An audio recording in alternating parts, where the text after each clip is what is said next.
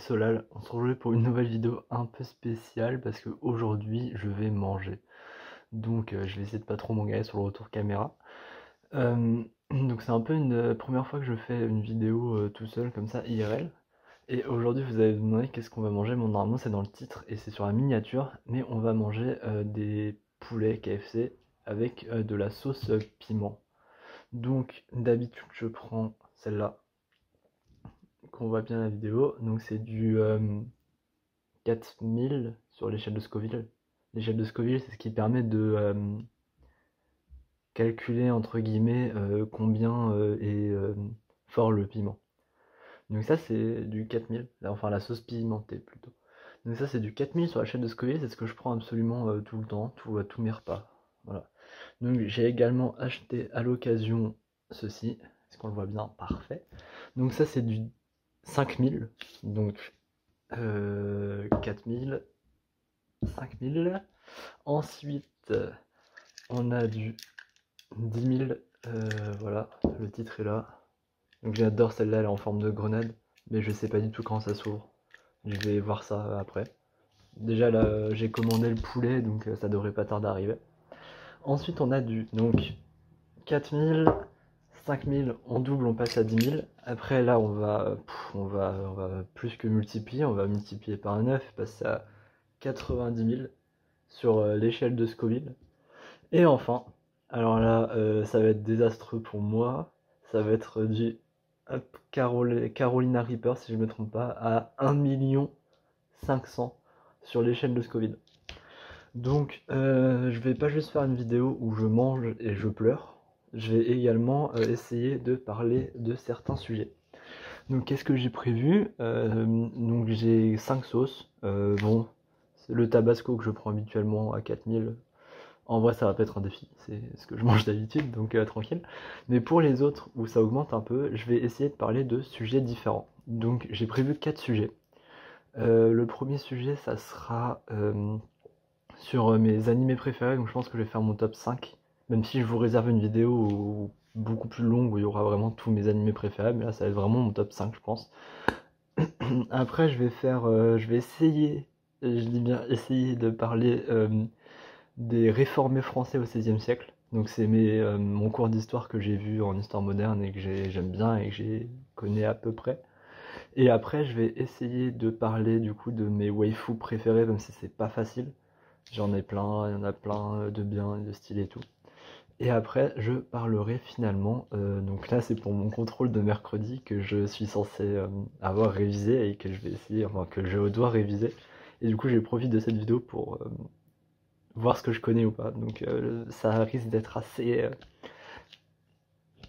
assez vague. Donc le sujet du contrôle c'est...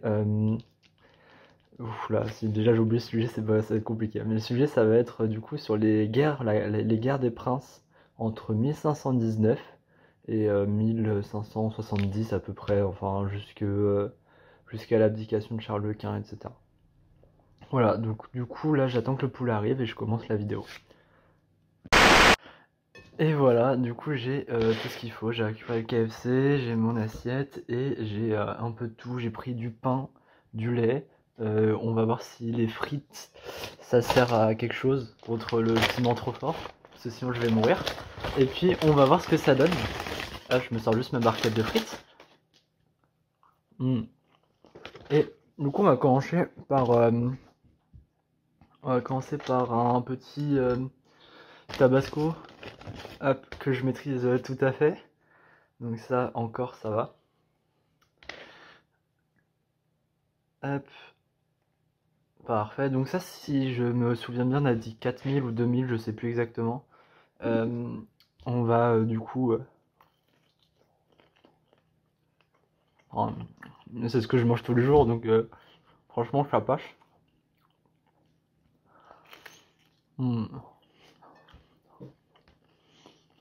Ouais, c'est bon. C'est normal quoi, vraiment il n'y a pas de... Je cherche mon verre au cas où après j'en ai besoin en urgence. Je vais même me servir un verre de lait dès maintenant. Parce que là ça va, mais après... celui à 1 500 000, il me fait super peur. Vraiment.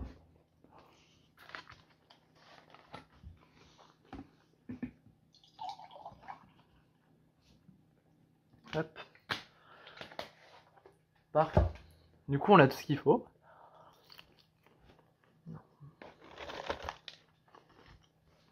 On va passer directement au plus dur.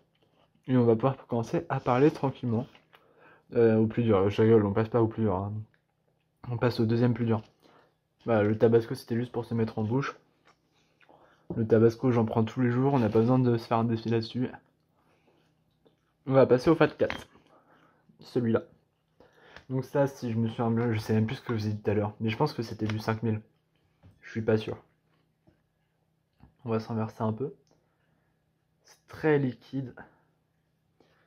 J'ai très peur. J'ai excessivement peur. Voilà, donc j'en ai mis un peu. Beaucoup. Ouah, ça sent fort.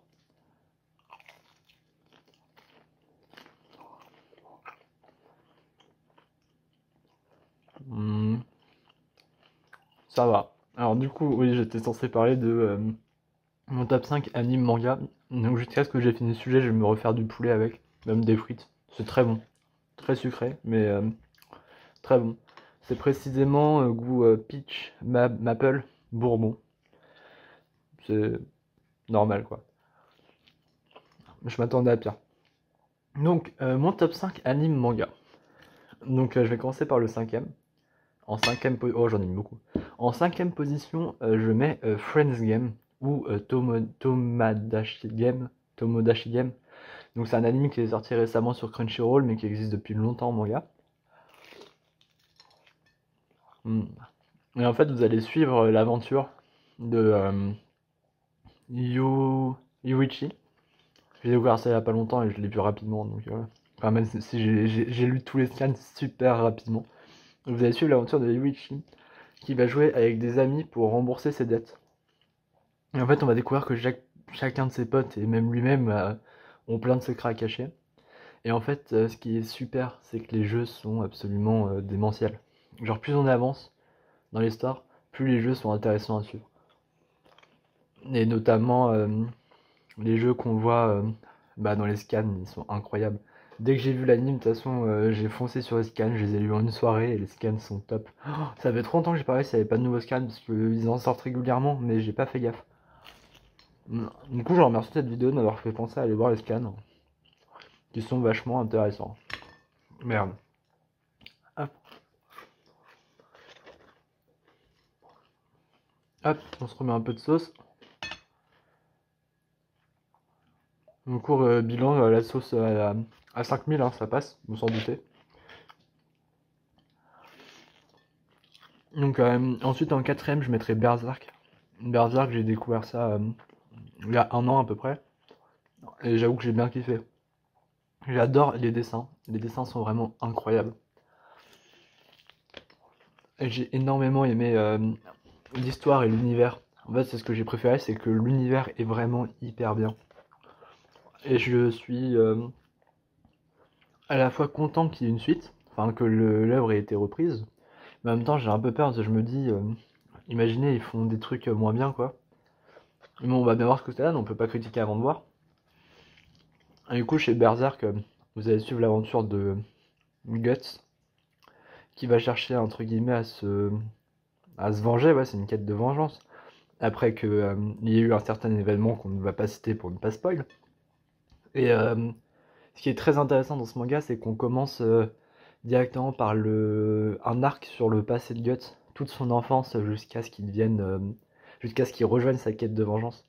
Et pour moi, cet arc-là, c'est un des meilleurs arcs, tout manga confondu. C'est un des arcs que j'ai le plus kiffé. Et pour moi, ça, c'est du grand niveau. Après, en top 3, du coup, on rentre dans le top 3. Non, là, c'est vraiment ma romance préférée. Voilà, pour moi, le manga est incroyable. Mais alors, l'anime l'a sublimé. Je cite Kaguya-sama Love is War. Alors, Kaguya-sama Love is War, c'est un animé de romance, un manga de romance, qui se passe dans un lycée, du coup, une académie très très prestigieuse où ils forment vraiment l'élite du pays. Et on va suivre les aventures du BDE. Donc Kaguya-sama, Kaguya et Shirogane, qui sont tous les deux amoureux l'un de l'autre. mais qui veulent pas se laver, enfin qui veulent faire en sorte que l'autre déclare son amour avant soi-même. C'est un thème déjà très intéressant. Et ce que j'aime énormément dans cet animé, c'est l'humour. Il y a un excellent humour. Enfin, moi perso, qui me touche particulièrement. Donc je trouve ça vraiment incroyable. On a de très bonnes vannes. Tous les personnages secondaires, entre guillemets, sont vraiment bien. Notamment Ayasaka. On a Ayasaka, Chika, Lino, quoi il s'appelle déjà, Ishigami. Enfin, on a vraiment plein de personnages secondaires trop bien. Maki, la cousine de Kaguya, et j'en passe beaucoup. Hein. Et pour moi, c'est un top à regarder parce que l'animation, mais déjà l'animation est top. Et puis il y a plein de passages musicaux du coup qui ont été retransmis dans l'anime. Enfin, l'anime, c'est, on peut pas lire le manga sans voir l'anime. Pour moi, c'est indissociable. Après, le manga se vaut, mais pour moi, c'est indissociable. Il me reste deux trucs à dire, du coup, je vais en refaire un petit. Hop. Et on va terminer avec mon top 2 et mon top 1. Donc, mon top 2, il a été très longtemps mon top 1. Et il s'agit de Naruto. Donc, Naruto, c'est ma première grosse œuvre que j'ai faite. Enfin, mon premier manga, ça a été Assassination Classroom. Mais vraiment, le premier gros manga hyper populaire que j'ai fait, c'est Naruto, pendant le confinement. Et j'ai tellement kiffé, ça a été mon manga préféré jusqu'à que le top 1 arrive. Et j'avoue que ça m'a un peu dégoûté des longues œuvres, parce que j'en ai chié pour regarder les 720 épisodes. J'ai regardé tous les fillers, j'ai regardé tous les films, j'ai tout regardé. Et ça a été très long. Mais j'ai vraiment kiffé, c'est une aventure, c'est une leçon de vie. Les personnages, je les trouve incroyables. Tous. Même Sakura, que beaucoup détestent, mais que moi j'aime beaucoup. En fait, il y a peu de personnages que j'aime pas. Peut-être Danzo, à la limite. Oui, Danzo, oui, je l'aime pas, c'est pas à la limite, je l'aime pas. J'aime pas trop Kabuto non plus. Mais ça reste des bons personnages, qui sont intéressants et qui apportent à l'histoire. Mais, malheureusement, ou heureusement, je sais pas comment le dire, euh, il a été détrôné par One Piece. One Piece que j'ai découvert parce qu'un pote a bien forcé pour que je lise. Donc j'ai lu le manga très rapidement, j'ai tout lu en un mois je crois, à peu près. J'ai tout lu très rapidement. J'ai eu beaucoup de mal avec Is Blue. Is Blue, ça m'a pas forcément donné envie de continuer. Par contre, à partir d'Alabasta, là, j'ai tryhard. Alabasta pour moi c'est genre le top du top. Et à partir de là, pam, ça m'a donné envie d'accélérer. Et mes arcs préférés, je dirais que c'est Shabondi, Wall Cake, Thriller Bark, que j'ai beaucoup aimé. Et franchement, pour moi, c'est le top du top. One Piece, c'est une aventure. Tous les personnages sont hyper attachants, vous pouvez pas en détester. Enfin, surtout dans les Mugiwara. Après, bien évidemment, si vous les testez, moi je respecte les choix hein, de tout le monde. Mais pour moi, c'est le top du top. Hein, vraiment incroyable, One Piece. Donc, voilà, c'était la petite sauce Fat Cat, donc sucrée. Et mon top 5 anime. On va passer à la suite. À toutes. Donc on va passer à la sauce que j'appelle la sauce grenade, même si elle doit pas vraiment s'appeler comme ça, c'est la The General Hot Sauce. Donc ça va bien avec le KFC au moins. Et on va discuter tous ensemble des réformés français au XVIe siècle, donc précisément même pas seulement français, on va parler des réformés au XVIe siècle. Je pense que ça sera beaucoup moins long que la vidéo, que la partie One Piece et même manga, parce que voilà quoi, je me suis beaucoup moins sûr sur ce sujet-là. Waouh, on passe, on double, on passe à 10 000 de Scoville. 10 000 sur l'échelle de Scoville. Je vais avoir moins la main lourde dessus. Hop. Alors, les réformés du XVIe siècle. Donc tout ça débute en fait avec des angoisses.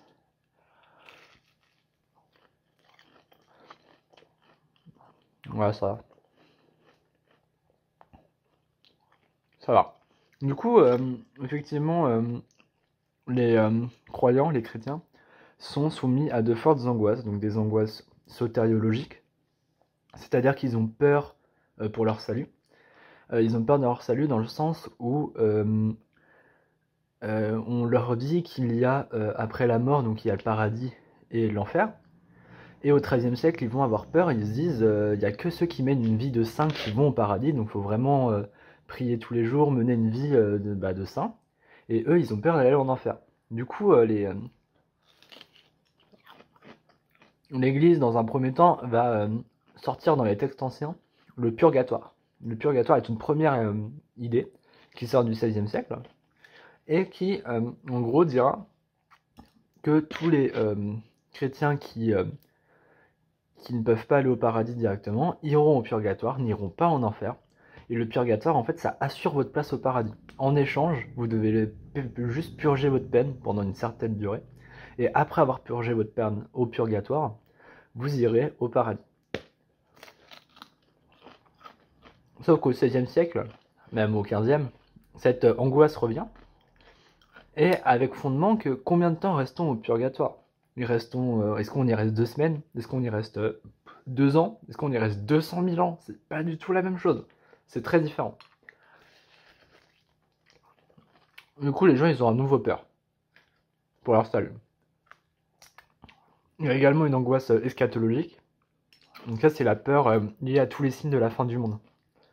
Donc on y voit beaucoup, notamment avec la parousie, le jugement dernier. Donc ça, c'est toutes les peurs liées à la fin du monde, au jugement dernier, etc.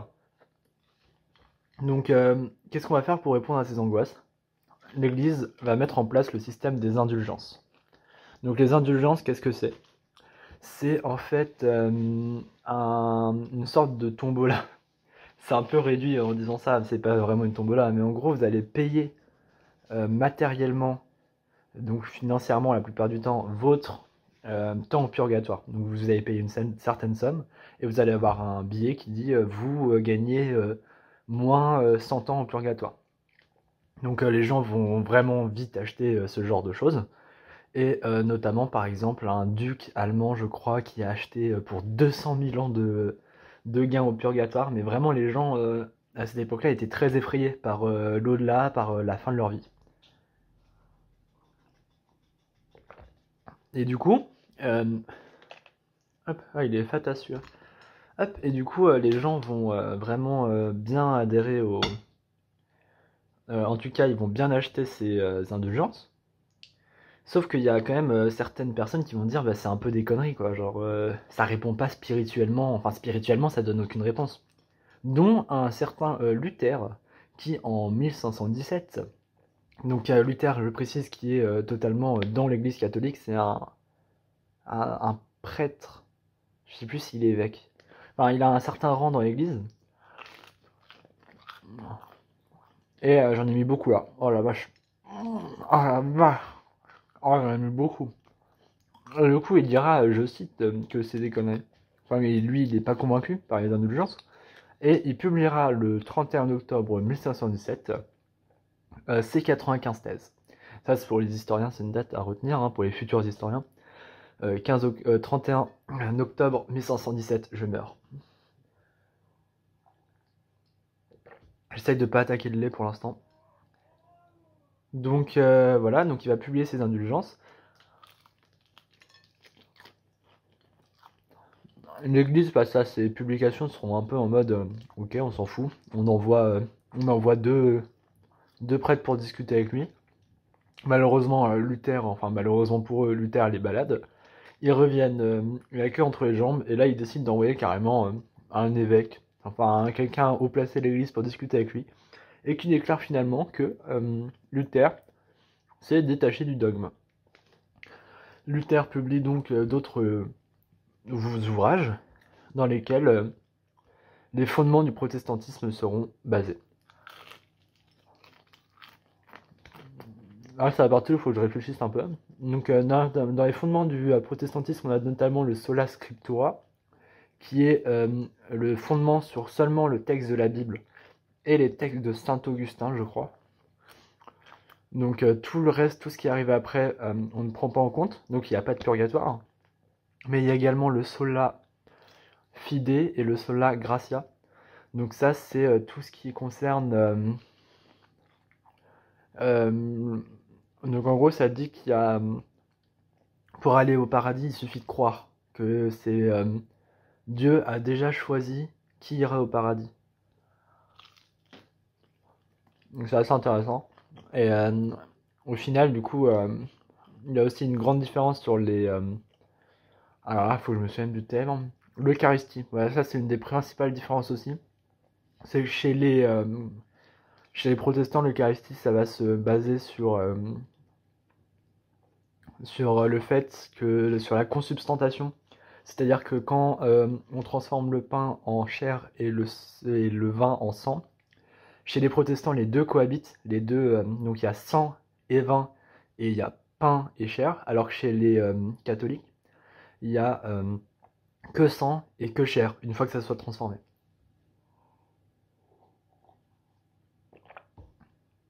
Donc ce mouvement va vite se diffuser, notamment, j'accélère un peu, hein, je vais être vraiment vulgarisé de ouf, mais si ça vous intéresse, n'hésitez pas à vous renseigner plus sur le sujet.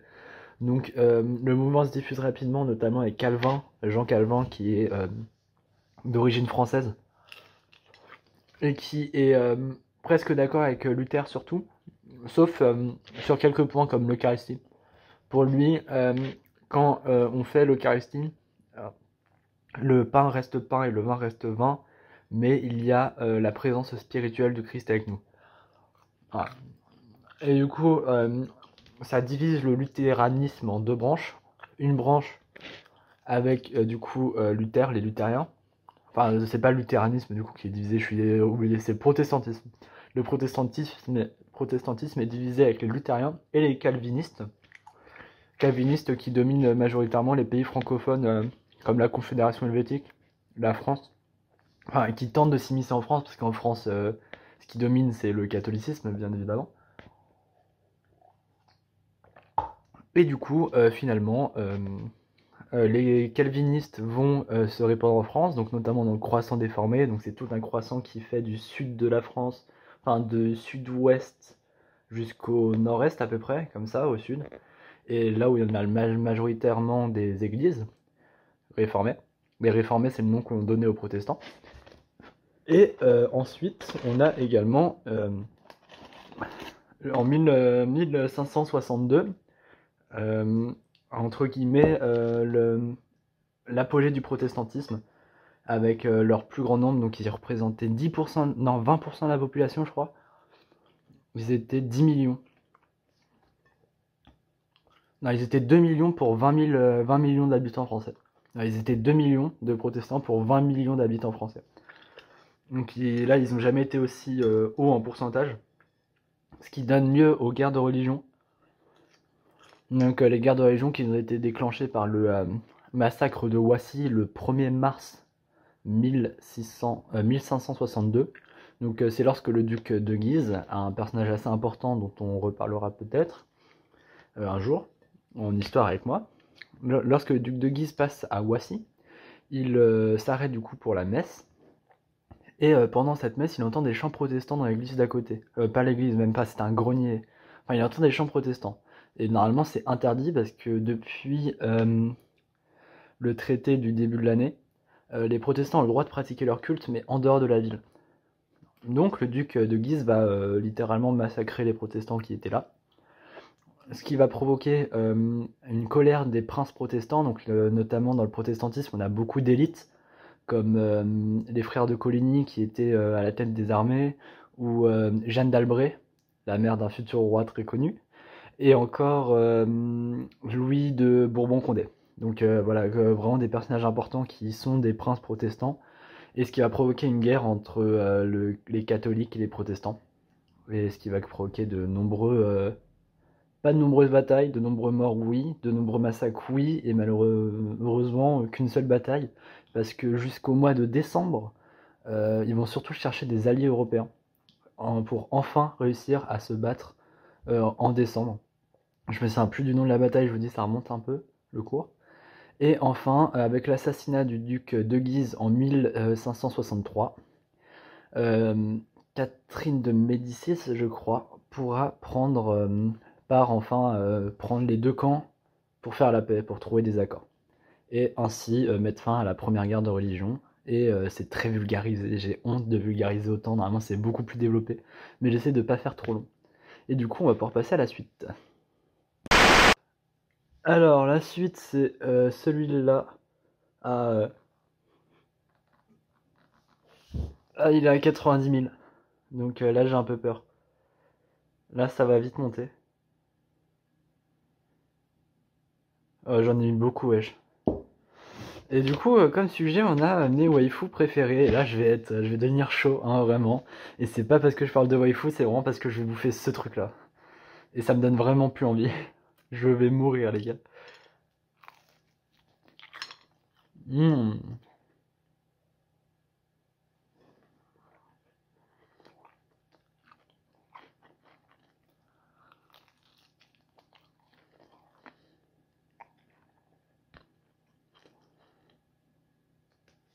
Alors, du coup, mes waifus préférés.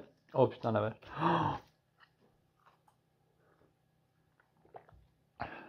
Alors, mes waifus préférés.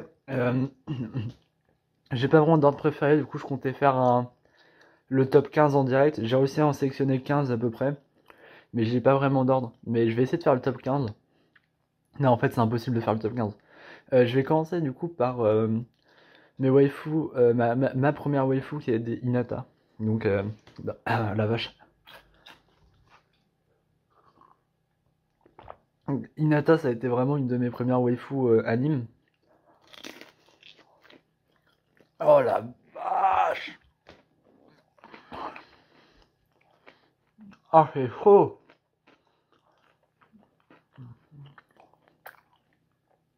Ah la vache! Là, je suis en train de voyager. Là, j'ai fait du foire.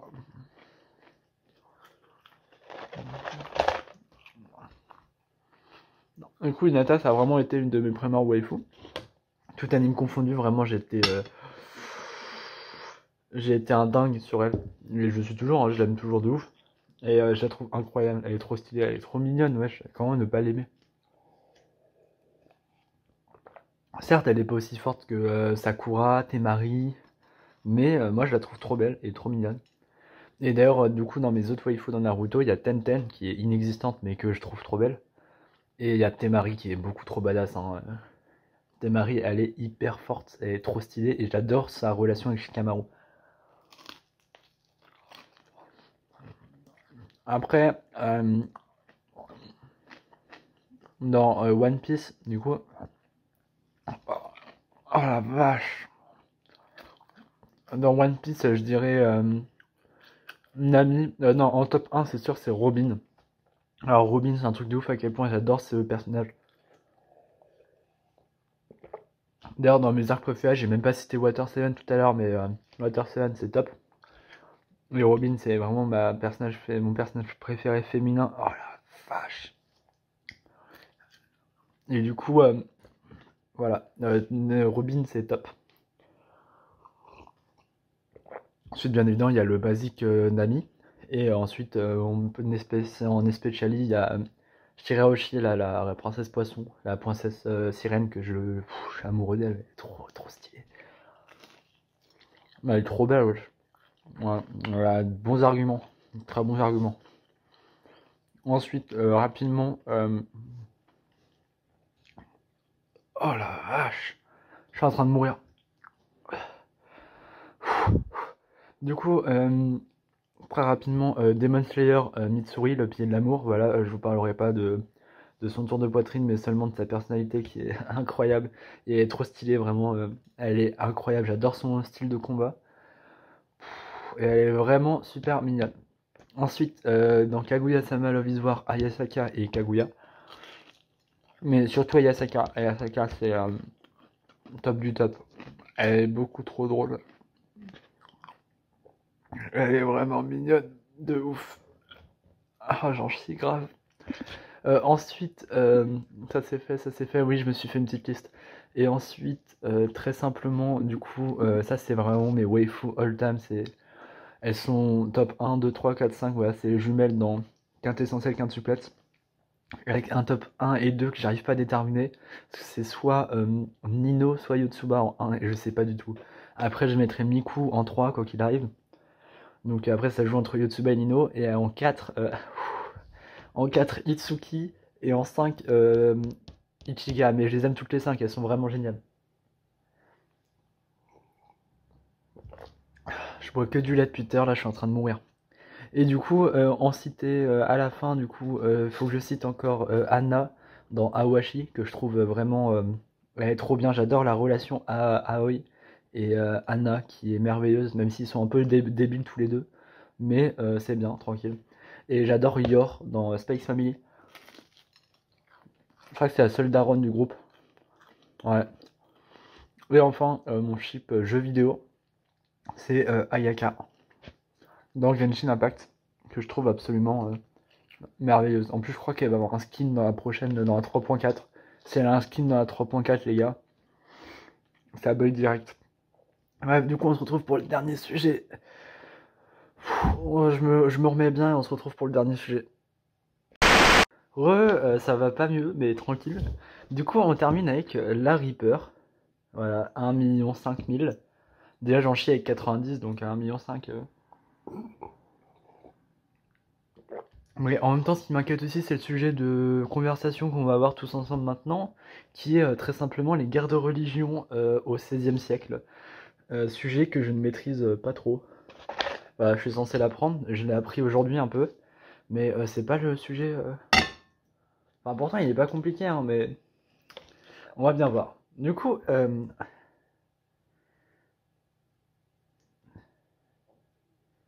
oh là là, les gars, j'ai peur.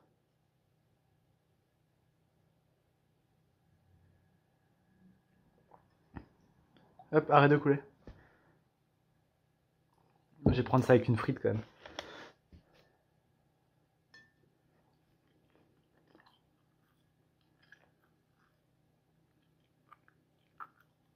Alors, du coup, les guerres de religion, ça oppose principalement trois grands rois, donc qui ont régné pour la plupart entre 1500 et 1530 à peu près. C'est une moyenne globale.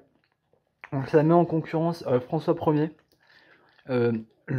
Henri VIII d'Angleterre et Charles Quint d'Espagne. Enfin, d'Espagne, mais plus. Donc, en fait, ça démarre en 1579 avec les élections impériales, c'est-à-dire le Saint-Empire romain germanique qui domine la plupart de l'Europe centrale, donc Allemagne, Prusse, Autriche. Oh la vache. Oh la vache, c'est hard les gars. Prusse, Autriche, Allemagne actuelle globalement. En fait, ça marche par un système d'élection. C'est-à-dire que vous avez un empereur, et que l'empereur est élu. Mais dans les faits, en réalité, c'est tout le temps la même famille qui est élue, c'est-à-dire les Habsbourg. Ensuite, au niveau de la couronne d'Espagne. La couronne d'Espagne, en fait, c'est divisé en deux pays. Il y a la Castille et l'autre dont j'oublie tout le temps le nom. J'ai chaud, j'ai très chaud. La Castille et l'autre dont j'oublie tout le temps le nom, du coup. Et avant, ils n'étaient pas ensemble, mais ils ont été unifiés par un mariage, voilà, un arrangement. Et concernant les Habsbourg, un mariage les a fait rejoindre une autre famille. Bref, Charles Quint, c'est l'héritage de ces deux branches. La famille des Habsbourg plus la famille des Espagnols.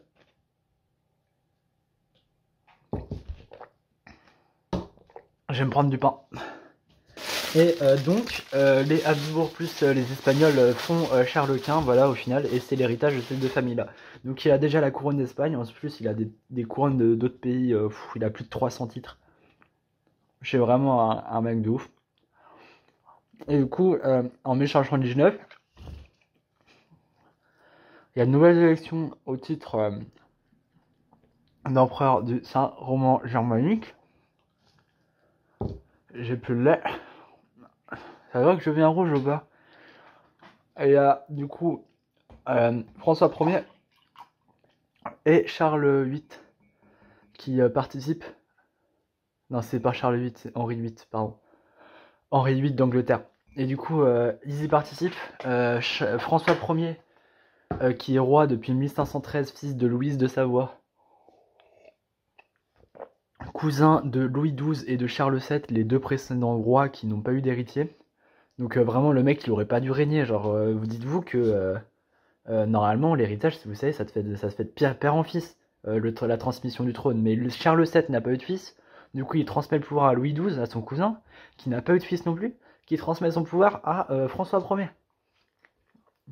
Imaginez-vous, ça aurait été totalement différent s'ils avaient eu des héritiers masculins. Bref. Du coup, François Ier a peur d'être encerclé par les Habsbourg d'un côté, l'Espagne de l'autre, l'Angleterre, l'Italie. Que des ennemis partout. Et moi, j'en chie là.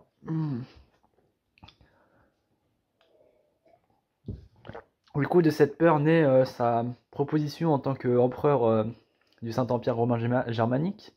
Et Charles Quint y participe, logique, parce que c'est un descendant de son grand-père était l'empereur, un des empereurs. Et du coup, Henri VIII y participe parce que, écoutez, si tout le monde y participe, lui aussi, hein.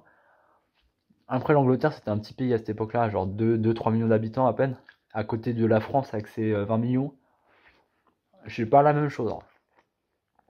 Et du coup, pour devenir empereur, généralement, ça se fait en tant que élection, mais on paye les élections, hein. Globalement, c'est surtout on paye pour gagner, quoi. François Ier va tout donner. Malheureusement, ou pas, je sais pas, Charles Quint était soutenu par un investisseur très riche. Ils vont tout faire pour bloquer les achats, enfin les dons d'argent de François Ier. Donc ils vont interdire notamment les lettres de cash, le transport d'argent liquide, etc. Enfin, un truc de ouf. Et du coup, au final, en 1519, le 18 juin, les princes électeurs se réunissent. Le 26, François Ier abandonne, se retire. Henri VIII s'était déjà retiré depuis une bonne paye. Et c'est au tour de le 28 juin de Charles Quint d'être du coup mis en tant qu'empereur du Saint-Empire romain germanique et qui cumule les titres incroyablement importants. Du coup, un an plus tard, en 1520, du 7 juin au 24 juin, je crois, se tient lieu l'entrevue du camp du Drador. Donc c'est une entrevue entre les Français et les Anglais, entre François Ier et Henri VIII, car François Ier cherche du soutien pour ne pas être totalement encerclé d'ennemis. Malheureusement pour lui, Henri VIII, il s'en bat les couilles, car il a déjà fait une alliance avec son petit pote Charles Quint. Et donc, il décide de faire une alliance car l'Espagne, enfin Charles Quint avait plus à apporter que la France à l'Angleterre, notamment que si la France était perdante, enfin était finalement dominée par Charles Quint et l'Angleterre aurait pu récupérer des territoires. Rappelez-vous qu'on est à moins de 100 ans de la fin de la guerre de 100 ans, justement. La guerre de 100 ans qui se termine en 1453, je crois. Et du coup, on est à moins de 100 ans de cet événement-là, donc ça laisse des brûlures vives. Super bon. Et du coup, oh la vache. Oh. Et du coup, voilà, quand tu Drador, ça c'est dit. Du coup, il y a quand même François Ier, il va se fight avec avec Charles Quint, hein, parce que même s'il est un peu encerclé, c'est pas grave. Notamment pour les guerres d'Italie, parce qu'il va occuper certains territoires italiens, comme le duché de Milan ou Naples, ou comme les trois, je sais plus quoi, oubliez ça. Et il va se prendre une branlée à Pavie. Donc en fait, pourquoi il se prend une branlée à Pavie? Parce qu'il a essayé de faire la même chose qu'à Marignan. À Marignan en 1515, où il a essayé d'établir un peu le fait qu'il était fort et tout. Et il va faire une stratégie de malade. Tandis que des Suisses hyper armés et hyper forts l'attendaient de l'autre côté des Alpes, il va passer d'un autre côté des Alpes pour les surprendre, ce qui a marché, et il les a écrasés. Du coup, il va tenter la même chose à la bataille de Pavie en 1525, mais Charles Quint, qui a entendu parler de la bataille de Marignan, il va pas se faire avoir le petit loustic, et il va... Oh la vache! Et il va éclater Charles Quint. Non, François Ier, pardon. Donc François Ier est fait prisonnier en 1525, mais sera libéré en 1526, en échange du coup de l'assouvissement de la France, plus de prendre ses fils en otage, ses fils qui sont... accessoirement François et Henri. Donc en 1526, il est libéré. Et lui, qu'est-ce qu'il fait? Je m'en fous, je respecte pas tes conditions. Et du coup, il laisse ses fils en otage jusqu'en 1530.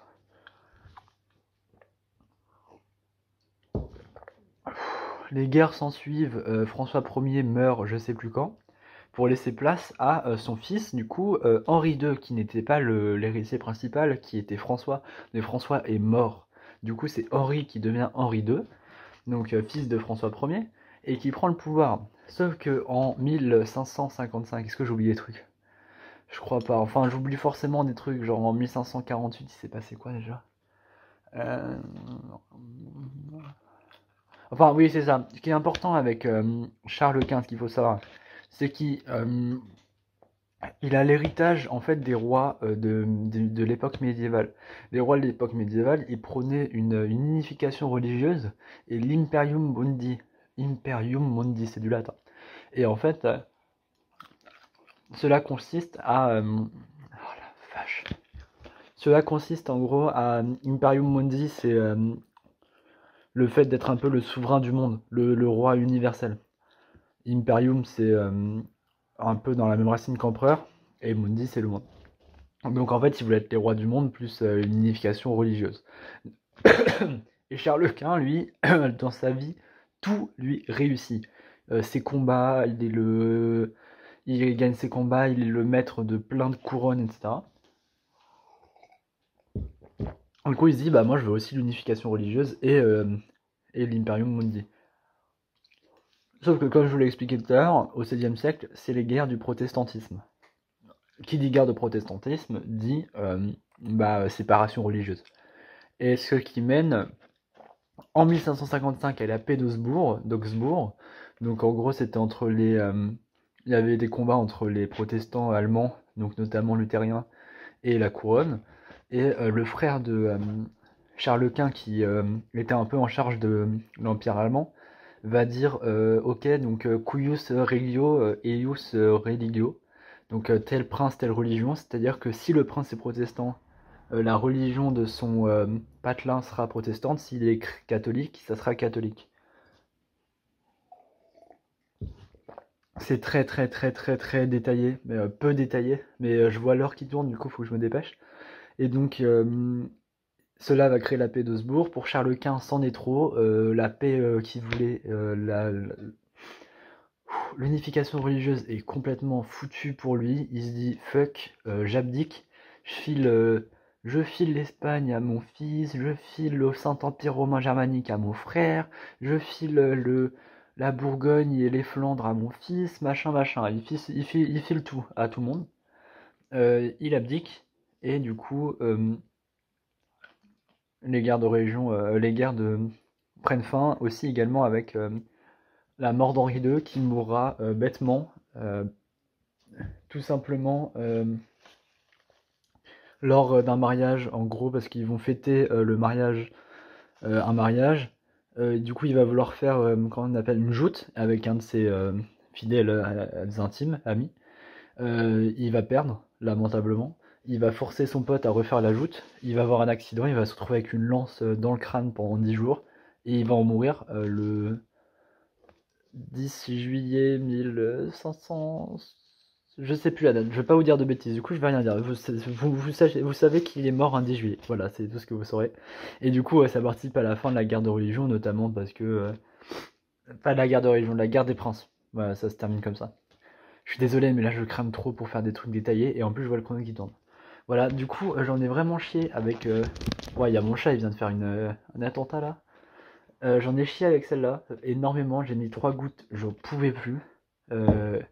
Du coup j'espère que la vidéo vous a plu, et on se redit à plus tard, parce que je brûle. Bisous.